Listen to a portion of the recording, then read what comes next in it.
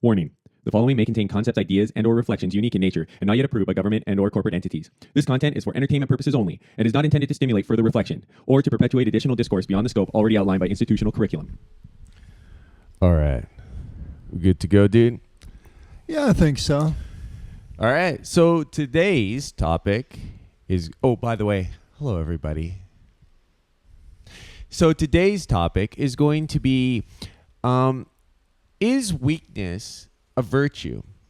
I think what's interesting is that this is something that could only really be a subject for a video in the modern era, because I don't think there would be any question about this in the past. Nobody was trying to be appearing to be weak or a victim. I don't think the Vikings would have looked at weakness as being a virtue. Yeah. We'll get into it right after this message from our title screen.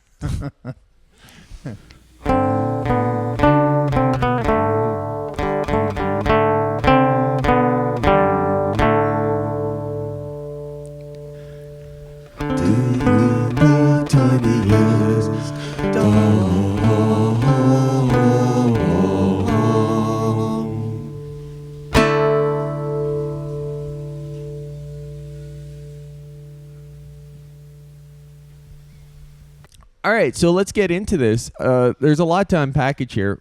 For one thing, let's just start with the question of the value of weakness.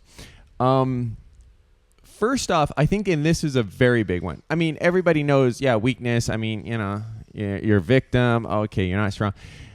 The question is, are you morally superior being weak, unable to commit any sort of heinous crimes just because you either lack intelligence, you lack physical ability, whatever it is, you are just too pathetic, you're too destitute to even be able to perpetrate a wrong against someone. Does that make you actually morally superior to someone that has much more means? And maybe they don't choose to do things, but they're not perfect. Can someone with the stature of Bill Gates actually literally pick up that hammer and then aim it at someone's head? Right. And so, it would be kind of the philosophical question is, where does intent lie with sin? Now, if you're talking from a Christian standpoint, the Christian philosophy, what Christ said is that so a man thinketh in his mind, so he does. So is he. So it wouldn't matter if the guy has no arms or legs. If he's thinking about murdering people all day, but he's just rolling around on a skateboard, his torso is there rolling around, he's incapable of really doing anything about it. The question is that weakness? Is that lack of ability? Is that lack of opportunity make him superior? Well, or does it put a halo on his head? And I think the answer clearly is no. And this is something that's really has been created out of modernity, which is incredible that Christ was talking about this 2,000 years ago, when basically nobody at that time thought that weakness was a virtue. Nobody was like, oh man, I want to go public with how I'm a victim, how I'm helpless, how I can't do anything, and that's going to make me look like the better person. Because that certainly was not how the ancients used to look at things. Strength was a virtue. Weakness was a sin. It was a sin to be weak. Even somebody says, I'm a little bit tongue-tied, but then somehow their tongue gets strengthened and they're able to use their words now to con people. Well, and I would even see. I'm going to go even. I'm going to go there's even. Many examples. I'm going to go even more extreme. All right. To really get under people's skin and say that perhaps weakness is synonymous with evil.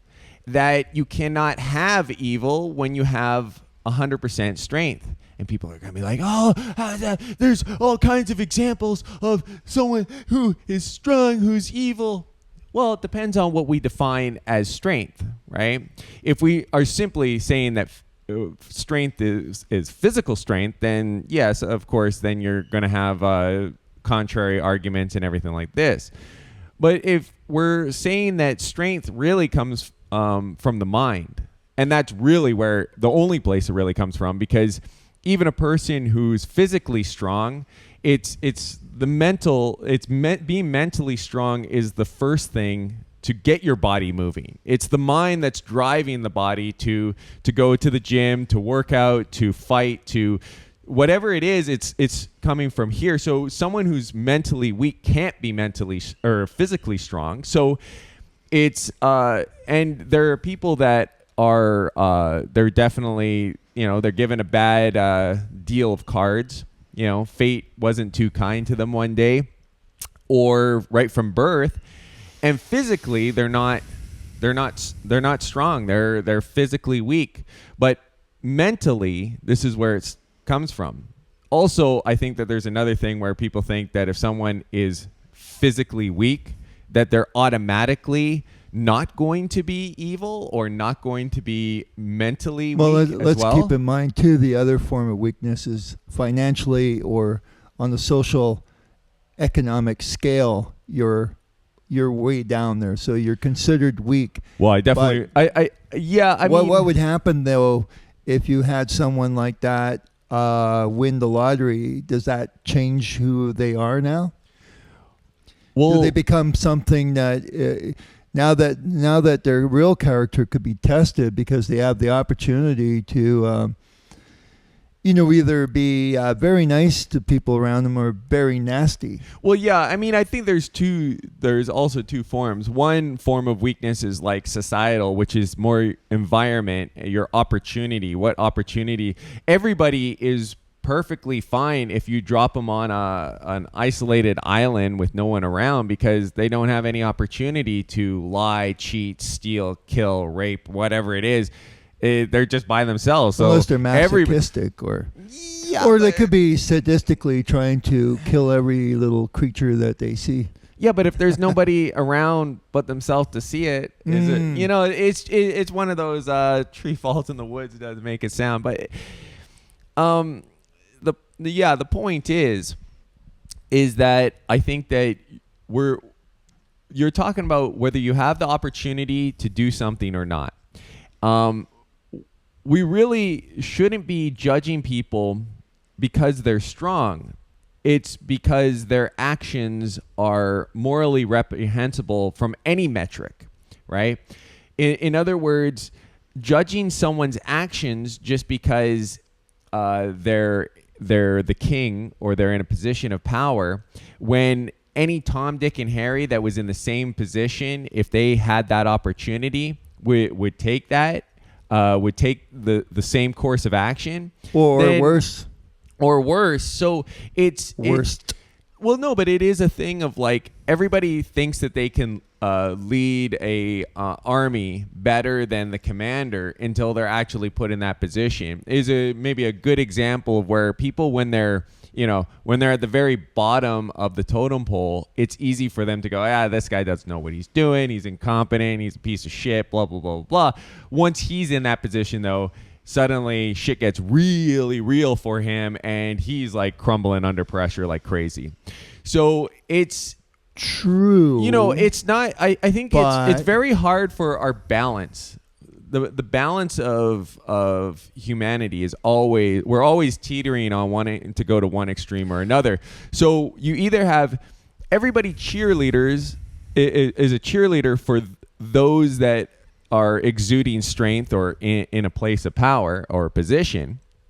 And then the other extreme is everybody says these people are utter pieces of shit, and everybody that is a victim to this are morally superior and better.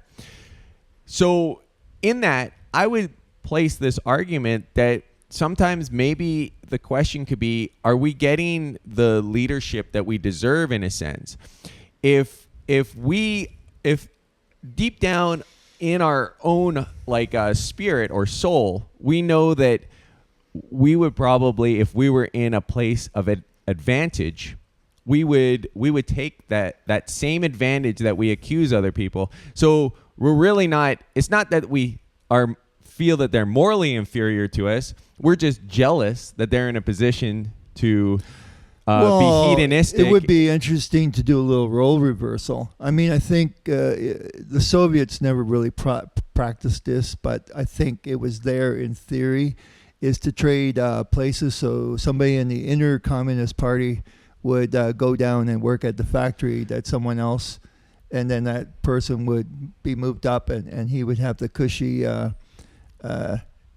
inner Communist Party position for a week or something like that, or even if it was for a day. But no, I mean there is well, look at the one quote that absolute power corrupts absolutely. Right. What? Maybe I'm getting it a little wrong, but no, that sounds about right. Absolute power corrupts absolutely. Yeah, and so you could take all kinds of people that are like, wow, this guy was really decent. What happened? He got into a place of position and power, and he just turned into like this megalomaniacal like monster. And he got a disease of the mind. Right, and so then what it is this characteristic was embedded. If you think about what typically people do, some of the worst things out of a sense of weakness. If you think about mental weakness, let's forget about the physical, like a person's body and whether they are deformed or whether they're healthy and whole. Let's just look at the mental aspect. Most people, if they are hyper aggressive, it's because they have a mental weakness. Maybe they've gone through trauma in their childhood. That's not a strength, though. Being abused as a kid and having like a chip on your shoulder isn't that. I don't think there's anybody that would consider that a strength. That's a weakness. That weakness ends up manifesting in potentially, if you do get it under control, that's a form of strength. When you're able to be mentally strong enough to go, I've experienced trauma in my life and I'm able to overcome and I'm able to control that and control my actions. And just because I was beaten as a kid, I'm not going to beat my own kids, or I'm not going to be an aggressive prick to everybody. So these things are like, it's all interconnected. Of weakness can perpetuate evil behavior. It can foster it, and then you get one victim becoming the perpetrator, creating more victims becoming, and then it's a cascading domino effect, because nobody's like, accountability, strength, power, honor, these are attributes. They're not like things to be ashamed of. Yeah. Go ahead. Well, no, I also got a sore neck. Well, that's a form of no, weakness. it seems like, but I can do something about it. Like bow my head and kind of like stretch it out. That's taking the initiative. Yeah. But no, I think there's so many things in our society that have tried to reinforce and glorified weakness to the extent that we really have people who are at least psychologically weak. Yeah. Because they believe that it's been reinforced in them that there's where the goods are. If you could, you get your free parking lot if you show that you're physically weak and you got that, you qualify for that little medallion. Yeah. I've seen, by the way, many of these people coming out fully able to walk clear across a parking lot. But I think they want to get the gives that qualifying as a weak member of society grants you. Well, and now, also there's definitely a lot of legitimately weak people. No, but so here's what I'd say is, like, maybe this sounds like an asshole thing to say, but I think even weak people should be held responsible for inaction, because it's funny how if someone looked at there's been stories of these psychos pushing people in trains or stabbings and all this other shit, right? And that is bad in and of itself, but what bothers me even more is all of these people that will surround an event like that and do absolutely nothing. And eventually, and it's like when people just go, well, they don't want to get hurt themselves. Yeah, well, this idea that like their weakness is their greatest defense is like it kind of starts pissing me off because it's like eventually somebody has to grow some balls and actually go, you know what? Being weak and not doing anything is not like a decent defense anymore. Well, I think some nations, even in Europe, like little tiny Switzerland, I think I'm not sure if the females, but pretty sure some kind of compulsory military training is demanded of each one, which I would imagine would at least give them some kind of self-defensive capabilities. As soon as you start making weakness like a defense, it's kind of like the same thing with like when they go, oh, this guy who did this murder or whatever, he was mentally unstable. He was a victim as well. Fuck that. Right. Take that. Like I don't need that shit pushed around because this is the type of thing, like this type of idea is something that can actually completely rot the West. Right. Just something as simple as this, where you're just like, well, we're all kind of victims. And yeah, well, I don't give a shit. You punish this prick's inadequate. He's mentally not there. He's still fucking responsible in my mind. I don't give a shit whether he's weak. To me, weakness, victimhood, none of that's defense, right? In the ancient times, nobody would be talking about this. This wouldn't even be an argument because it was like, for them, everything was about like strength. They put people with strength on a pedestal. And the more strength that you had meant like the entire chivalric code in Europe was based around the idea of the strongest members in society being held as like, Knights Templar, right? And they had like these tenets of because we're strong, because we're smart, it's our responsibility to protect the weak and poor and destitute, right? But they were also considered full circle. Well, they were also put like they were put as like this is what people were aspiring to. They were aspiring to be these strong, badass knights in plate armor and protecting women that are being raped or something. All this shit was like it was engendered into even like kids' stories was all about the strong character was the moral character. Right? The weak little, like, in the shadows, like, oh, I got a spine deformation. And typically that was like your evil prick because he had this shit that he would like push down into like the bowels of his like being. He resented everything. He wanted to destroy what was pretty because he wasn't even close to having anything. Right? He was just a weak people are some of the most dangerous.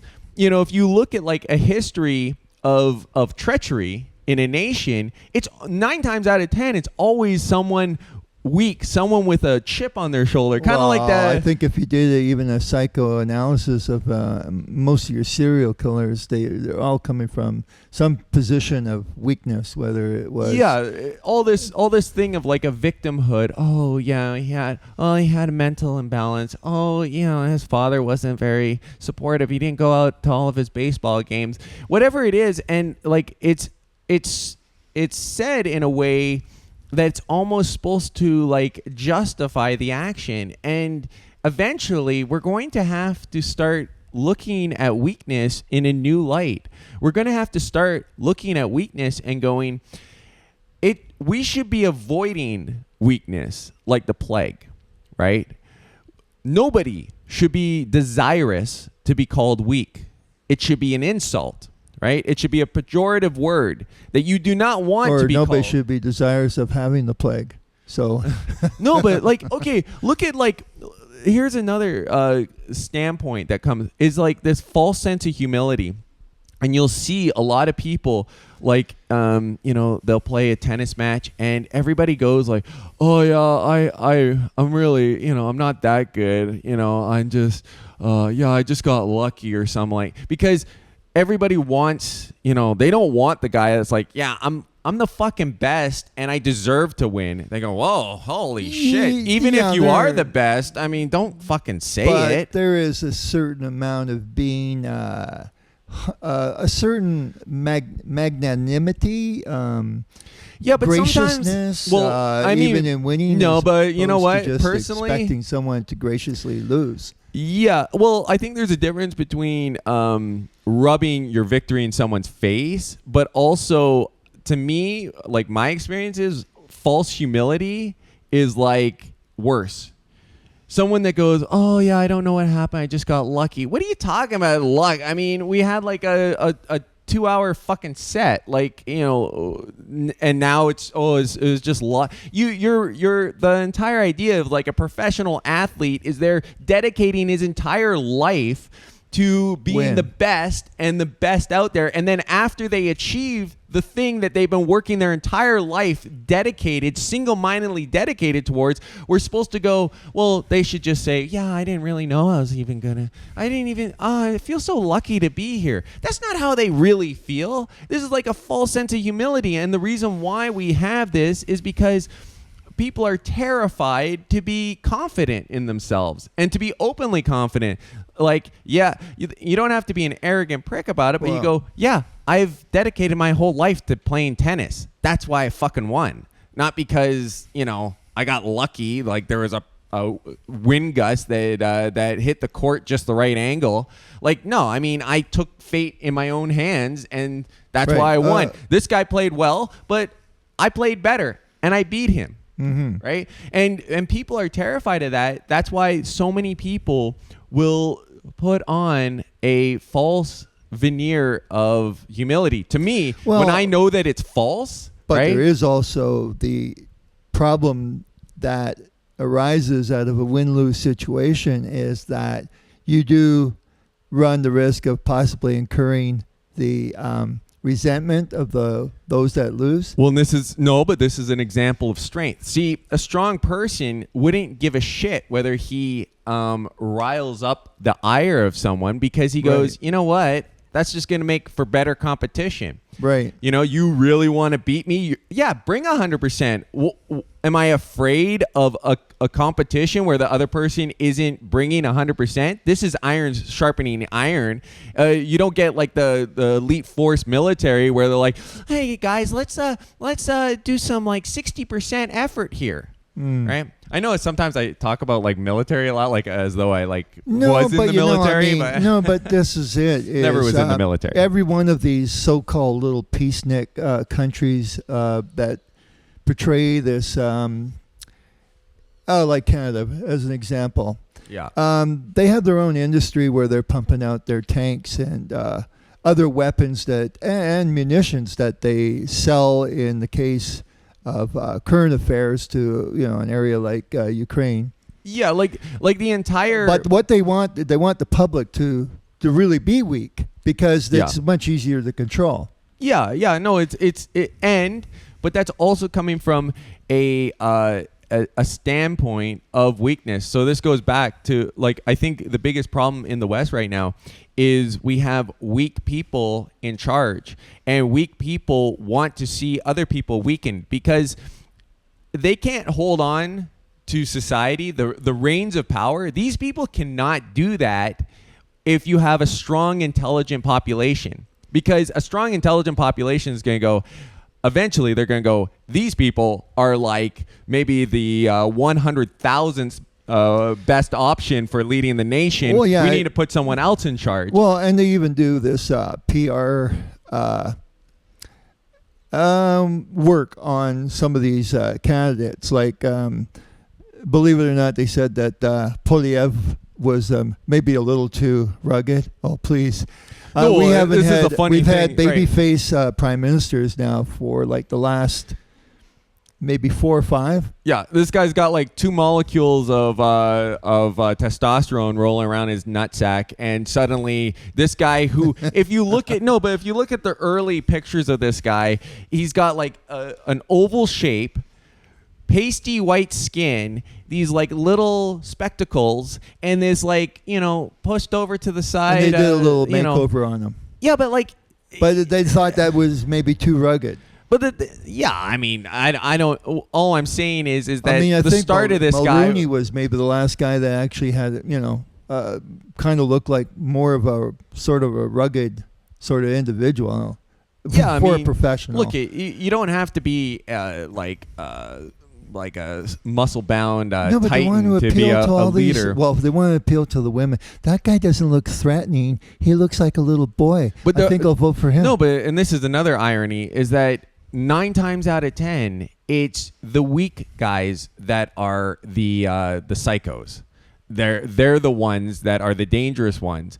Your football player, your collegiate football player, typically is not the threat. And not just is he good looking and athletic, but he's also probably intelligent as well. He's not like but this is another thing is that we've embedded in people that like Hollywood if you look like you're like 90 pounds and just this like person that has a flesh eating disease, that somehow that makes you inherently intelligent. And the reality is that the statistics are a lot of people that are attractive are also intelligent. Like Dolph Lundgren, I think, is a great example of a guy who's like super intelligent. No, but like most people are shocked that he's intelligent just because he's tall, muscular, good looking. He's the guy that was in, Rocky IV, I think. I will destroy you. Like, and so a lot of people look at a guy like that and go, oh, he can't, because it's been ingrained in us that these like little balding dipshit, like shrew-looking dweebs are inherently intelligent because their bodies are weak. But there's no evidence that blood flow is important for the brain. So why would someone that looks like they're basically about to die, where they got but get them hardly behind, any blood flow, get them behind the CEO of a company? Right. Or on the board of directors somehow, and you'll see just when they can flex power. I bet a lot of those people at Raytheon are a bunch of fucking dweebs. Oh yeah. So like in the Greek model, they felt like it was like there was an equality, there was an equalness to exercising and working out, and then philosophizing and thinking and high functioning brain power. They didn't like think that like, oh well, we take the intelligent people, we strap them into a chair for fucking 8 hours a day, and they don't move. They're just like human slugs that just like crawl their carcass to their bed and back to their writing table. Like it's but all of this stuff is creating this dysfunctional society, because also nobody wants to stick their head out. No one wants to go. I remember I was in this one. I'm going to go flashback to another managers meeting. I remember that once they were breaking down the different personalities. I think all of that stuff is horseshit. But anyways, it was breaking down all these different. Made the would-be, wannabe managers feel good about themselves. Yeah, and it was combining like different things like decisive, assertive, this and that. And all these different these personality types, right? I knew that no one would select this one, and I selected it, which was basically just like assertive, dominant, and opinionated, or whatever it was. It was like it was supposed to be the one that nobody chooses because, man, you're gonna look like an arrogant prick if you choose that. But it's like, yeah, but if I believe that I'm right, why would I say that I don't just because what? I now I have to do this dance where I'm doing this false humility. I'm actually a fucking retard, but maybe if you want to listen to me, I might say something, but I am really stupid. But, I am here making a video that I'm expecting you to listen to what I'm saying. So it's like, in a way it was a test to see just how kiss-ass these managerial wannabes would be, knowing just the possibility that this was the right answer, this was the right category to be in, and then just check that off. Yeah, what it showed. Don't really be independent. And what's ironic about it is that if you think about someone that's like decisive, domineering, whatever. But in like a productive standpoint, who would you prefer to have working for you? Someone that is decisive, knows what he's doing, and is ready to lead other people, which is the one that I selected that you're not supposed to select. But you know how many people selected like, I can't make decisions. I don't know what to do. I follow people. I don't, I'm undecisive. I can't communicate well.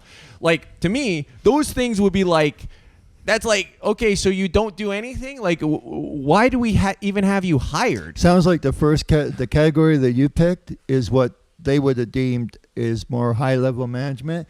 And so the rest of them could have been stuck at low level. Had you really applied yourself? I thought it was very interesting that this there was like 35 people in this like kind of workshop or whatever, and I was just amazed that out of 35 people that are going to this course for like management skills or whatever it is, that everybody goes, oh, I don't know, why don't you tell me? I just want to make some money. You want me to tell you who you are?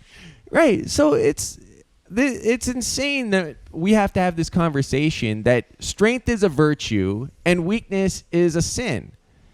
It's, if you actually take someone that is physically weak, who is born weak, do you think that they're running around going, yeah, spina bifida is a strength of mine?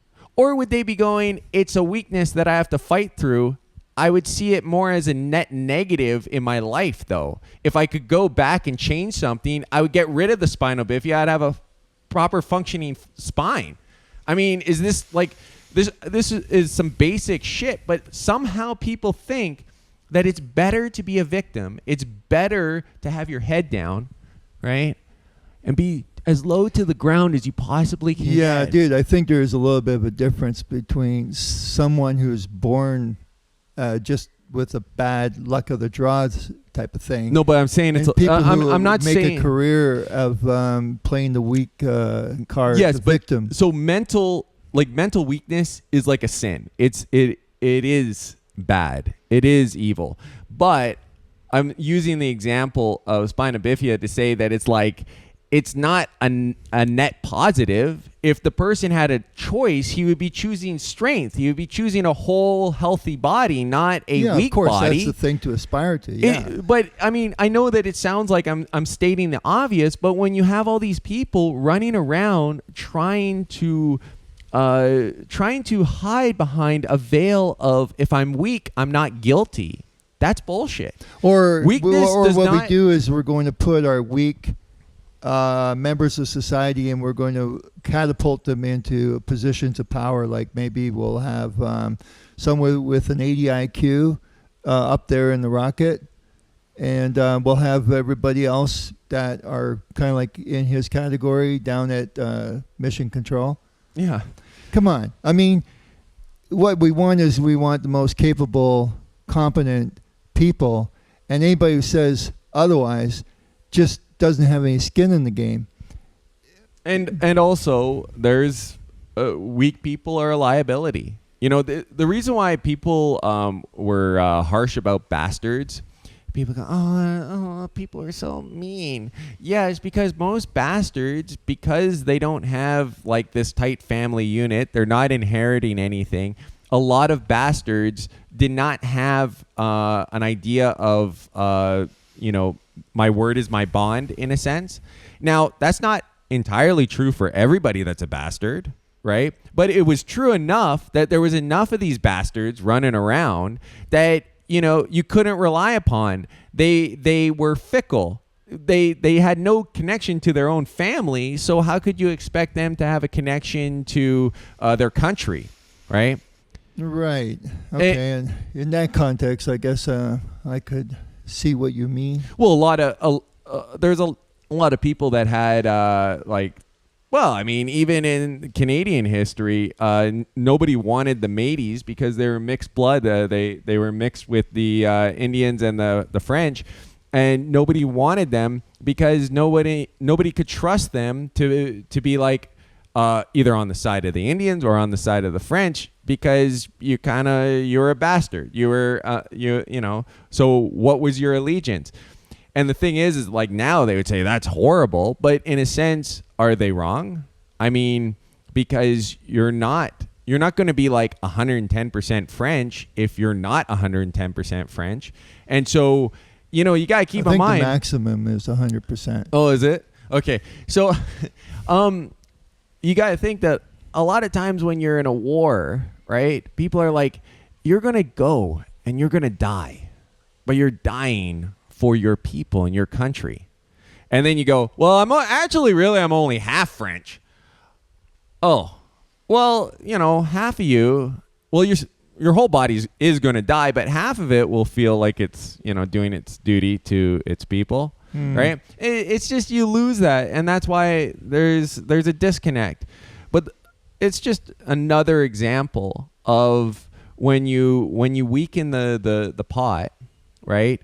You before people looked at someone that didn't have a strong family unit as a weakness, and they judged that person accordingly. We look at that as being harsh and judgmental today, but it kind of served them fairly well back in the day.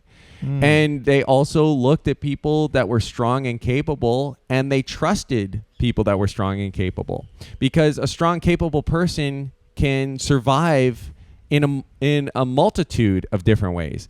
Maybe a weak person, the only way they can survive is by lying and cheating and scamming, right? Because it's the only option they got. Yeah, they can't convince others by their charm or good looks. The problem is that it sounds like you're punching down if you say, you know, weak people are shit. But it's not that weak people just in general, but that weakness itself is a sin.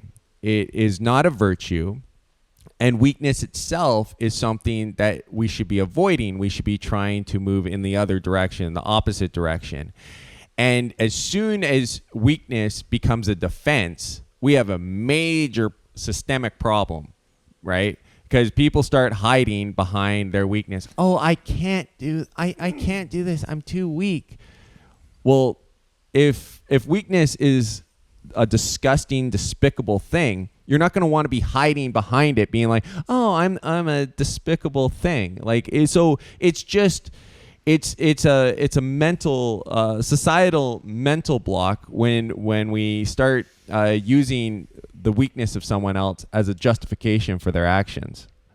And possibly what one can do is draw within and find out what talent or ability that they do possess that they could exploit for self-improvement.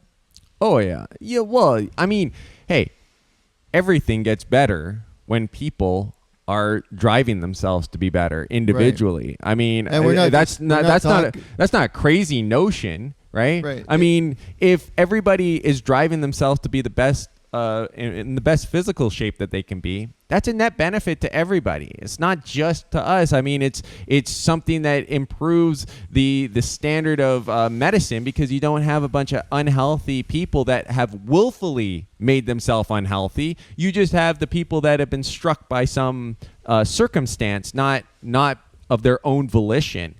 And so, yeah, everything gets better. Some people need to be made financially sound. But so if you can gain upward mobility by any of the skills or talents that you might have lying within you, then you need to develop that. Well, and if we think we're just as strong, somebody else ain't going to do it. They're not going to say, "Hey, gee, I see something deep inside you," because there's like all kinds of other people around. Another problem too is that when you're sitting on the shoulders of ancestors that were strong, it can create a delusion of just how bad things could be if we continue down this path. Because it's kind of like with the automotive industry, right?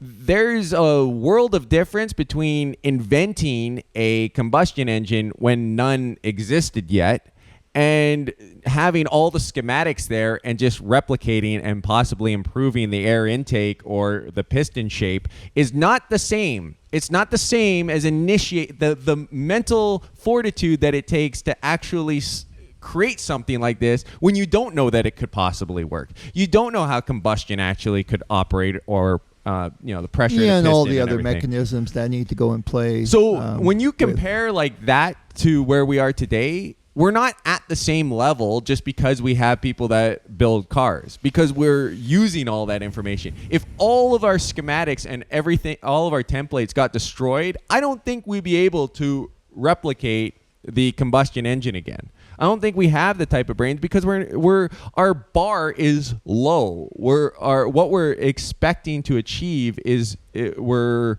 more concerned about people's feelings than we are about actually achieving anything or the end result. I think if things really came to that point, I think there would be a change in policy. Yeah, there would have to be, but sometimes it's too late. You ingrain a defeatist attitude in people, and that's a much harder thing to train out than a winner's mentality. Right. Anybody with a winner's mentality can hit a roadblock and struggle to keep their motivation going. But if you have ingrained a kid, especially, trying to retrain them to have a striving and trying to be a strong rock of a person when they've been taught how to be a slug their entire life, I can't see that being a good thing. Right. In school you used to have all kinds of little fist fights and stuff, right? And I think it was a great system because there's no greater way of realizing the stupidity of your statement than to get punched in the face for it, right? And people go, oh yeah, but that's so bad. Yeah, but you know what happens now? These people repress all this shit. They live in a bubble, a delusional bubble, because they've never been really called out strongly, because no one's strong enough in the school system to actually lay down any sort of law, right? And then they end up basically either destroying their lives on drugs, or they end up shooting up a school, or they end up getting into crime and all this other shit because they never got punched in the face when they were a kid. On that happy note, I think we should wrap this up.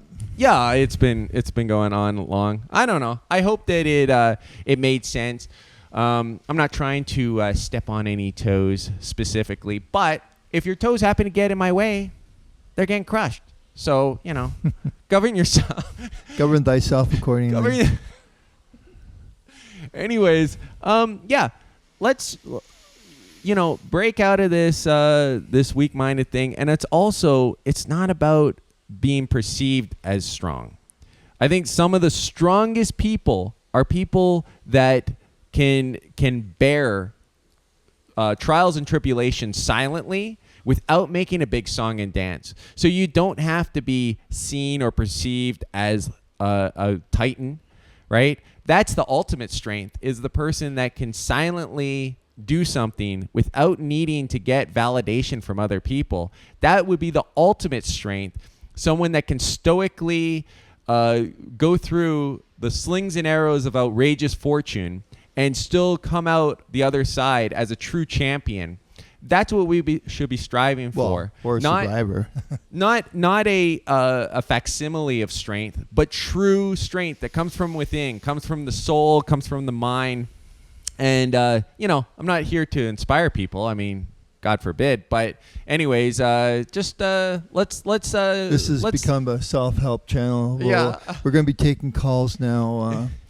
You are the rock of your own island. No. Anyways, let's leave it at that. Yeah. Weakness is not something. It's not a valid protection. It's not something to aspire to. Let us not fall into the fallacy of thinking that if we're perceived as weak, we're somehow no longer culpable. We're all culpable for our actions. From the high on down to the low, we're all equally culpable. And let's just let that sink in before we start figuring what we're going to do with our life and whether we're going to aspire to make ourselves better or just stagnate in a swamp of existence just because it seems like we'll be protected from being judged. That was the short answer. Anyways. It is what it is. Have a good one, guys. We'll see you tomorrow.